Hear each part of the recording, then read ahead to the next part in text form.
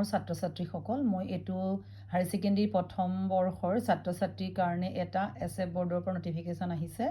সেইটো হৈছে তোমালোকৰ এইবাৰ MCQ 50% যি আহিব সেইটো তোমালোকৰ প্ৰিণ্ট আহিব আৰু সেইটো তোমালোকৰ বৰ্ডতেই চোৱা হ'ব।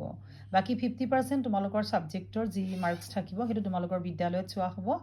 গতিকে ছাত্ৰ ছাত্ৰীক এইটোহে সতৰ্ক কৰি দিয়া হৈছে যে যিহেতু আগৰ বৰ্ষবিলাকত দেখা যায় যে ছাত্ৰ ছাত্ৰী বহুতে বিভিন্ন অজুহাত দেখুৱাই পৰীক্ষা এবচেণ্ট থাকে বা এটা দুটা পৰীক্ষা নিদিয়ে, এনেধৰণৰ যাতে সমস্যা নহওক সেইকাৰণে সকলো ছাত্ৰ ছাত্ৰীক পৰীক্ষাত অৱতীৰ্ণ হ'বৰ কাৰণে এখন নটিচ ওলাইছে। আৰু তোমালোকে যিহেতু পাছ কৰিব লাগিব, যিহেতু তেওঁলোকে বিভিন্ন ধৰণৰ ষ্টেপ ল'বলৈ সাজু আছে, ফেইল কৰেও দিব পাৰে, গতিকে যিকোনো সিদ্ধান্ত ল'ব পাৰে। যিহেতু শিক্ষাৰ পৰা যথেষ্ট গুৰুত্ব দিয়া হৈছে, গতিকে ছাত্ৰ ছাত্ৰীক এই নটিফিকেশ্যনৰ জৰিয়তে মই জনাই দিছোঁ যে তোমালোকে খুব ভালকৈ পঢ়াৰ সকলো পৰীক্ষা দিবা, তোমালোকৰ এক্সকিউজবোৰ তেওঁলোকে নামানিব। ভিডিঅ'টো যিমান পাৰা সিমান শ্বেয়াৰ কৰিবা, ছাবস্ক্ৰাইব কৰিবা, লাইক কৰিবা।